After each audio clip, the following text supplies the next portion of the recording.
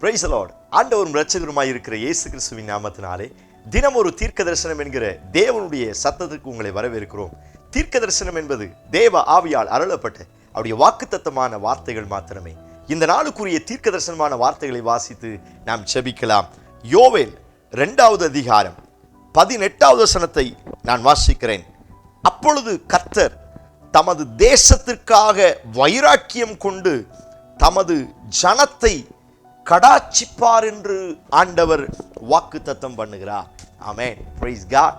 இந்த நாளுக்கு தேவன் கொடுக்கிற தீர்க்க தரிசனமான ரேமா வார்த்தை, தம்முடைய ஜனத்திற்காய் வைராக்கியம் கொண்டு தமது ஜனத்தை கடாட்சிப்பார் என்று ஆண்டவர் வாக்குத்தத்தம் பண்ணுகிறார்.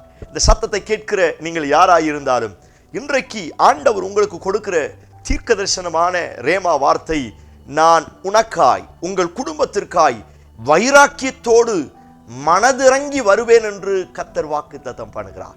ஆமென் சொல்லி இந்த வார்த்தையை ரிசீவ் பண்ணுங்க. நீங்க ஆமென் சொல்லும் பொழுதே அது அப்படியே ஆக கடவுது என்று அர்த்தம். Price God. சோதரர், ஆண்டவர் உங்களை பார்த்து சொல்லுகிறார், நான் உங்களுக்காய் வைராக்கியத்தோடு எழும்பி வருவேன்.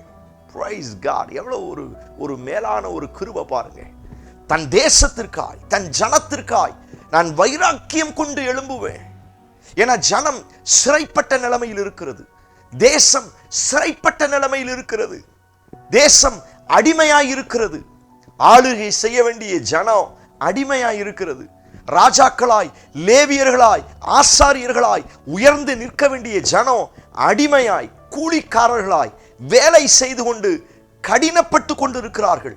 அந்த நிலைமையில் ஆண்டவர் தேசத்தின் ஜனங்களை பார்த்து ஆண்டவர் சொல்லுகிறார், சிறைப்பிடிக்கப்பட்ட ஜனங்களை பார்த்து ஆண்டவர் சொல்லுகிறார், நான் என் தேசத்திற்காய் வைராக்கியம் கொண்டு எழும்புவேன். என் ஜனத்திற்காய் நான் வைராக்கியம் கொண்டு எழும்புவேன். இந்த சத்தத்தை கேட்கிற நீங்கள் ஒருவேளை கடன் பிரச்சனையினால, வியாதியினால, குடும்ப பிரச்சனையினால சிறைப்பிடிக்கப்பட்ட நிலைமையில் இருக்கிறீங்களா? பல்வேறு உலகத்தினுடைய சாபங்களும் பாவங்களும் அடிமையாக்கப்பட்டு சோத்திரம் அடிமையை போல வாழ்ந்து கொண்டிருக்கிறீர்களா? நிறைய தோல்விகளையும் ஏமாற்றங்களையும் கஷ்டங்களையும் அனுபவித்து தோற்று போன நிலைமையில் இந்த சத்தத்தை கேட்கிறீங்களா? உங்களை பார்த்து ஆண்டவர் சொல்லுகிறார், நான் உங்கள் குடும்பத்திற்காய் வைராக்கியம் கொண்டு எழுந்திருப்பேன். ஆமென் சொல்லி ரிசீவ் பண்ணுங்க. Praise God. உன் பிள்ளைகளுக்காய் நீ கண்ணீர் வடிக்கிறாயே, உன் பிள்ளைகளுக்காய் நான் வைராக்கியம் கொண்டு எழும்புவேன். உன் கையின் பிரயாசத்திற்காய் நீ ஜெபிக்கிறாய் அல்லவா, உன் கையின் பிரயாசத்திற்காய் நான் வைராக்கியம் கொண்டு எழும்புவேன். ஓ பிரைஸ் காட். ஹல்லேலூயா. கண்டும் காணாமல் இருக்கிறவர் போல அல்ல, வைராக்கியம் கொண்டு எழும்புகிறவர்.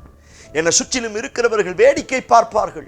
பேதுரு உள்ள மூழ்கும் பொழுது ஒரு மனுஷனும் பேதுருவை குதித்து காப்பாற்றுவதற்கு முன் வரல. எல்லாரும் வேடிக்கை பார்த்தார்கள். ஆனால் இயேசு வைராக்கியம் உண்டு கையை பிடித்து தூக்கி விட்டார். இந்த சத்தத்தை கேட்கிற நீங்கள் தூக்கி விடுவதற்கு யாரும் இல்லாமல் அடிமையாக்கப்பட்டு தோற்று போன நிலைமையில் இந்த சத்தத்தை கேட்கிறீங்களா? ஆண்டவர் சொல்லுகிறார், நான் உனக்காய், உன் குடும்பத்திற்காய், உன் கையின் பிரயாசத்திற்காய், உன் எதிர்கால வாழ்க்கைக்காய் வைராக்கியம் கொண்டு எழும்புவேன் என்று கர்த்தர் வாக்குத்தத்தம் பண்ணுகிறார். ஆமென் சொல்லி ரிசீவ் பண்ணுங்க. அப்படியே உங்களுக்கு ஆக கடவுது. ஓ பிரைஸ் காட். ஹல்லேலூயா. அந்த வார்த்தை சொல்லியிருக்கு, என் ஜனத்தை கடாட்சிப்பேன். இந்த கடாட்சிப்பேன் அப்படிங்கிற வார்த்தைக்கு சரியான மொழியாக்கம் கம்பேஷன். கம்பேஷன் அப்படின்னா மனதுருக்குவேன். என் ஜனத்தின் மேல இரக்கம் வைப்பேன், மனதுருகுவேன். கல்லர் கையில் அகப்பட்ட அந்த மனுஷனை கண்டு ஆசாரியன் ஒரு பக்கமாய் விலகி போனான். லேவியன் கண்டு லேவியன் ஒரு பக்கமாய் விலகி போனான். ஆனால் நல்ல சமாரியனாய் இருக்கிற ஒரு மனுஷன் அவனை கண்டு அவர் அருகில் வந்து மனதுருகி அவன் காயங்களை கட்டி தோள் மேல் தூக்கி சுமந்து சத்திரத்தில் வைத்தார்ல, அதுதான் கம்பாஷன். மனதுருக்கமுள்ள தேவன். கடாய்ச்சிப்பேன். கைவிடப்பட்ட நிலைமையில் இந்த சத்தத்தை கேட்கிறீங்களா? உதவியற்று போன நிலைமை இந்த சத்தத்தை கேட்கிறீங்களா?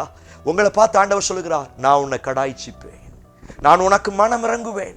Price God. யார் உனக்கு உதவியாய் வருகிறார்களோ இல்லையோ, யார் உனக்கு சப்போர்ட் பண்றாங்களோ இல்லையோ, நான் வைராக்கியம் உண்டவனாய் நான் உன்னை கடாய்ச்சிப்பேன் என்று கர்த்தர் வாக்குத்தத்தம் பண்ணுகிறார்.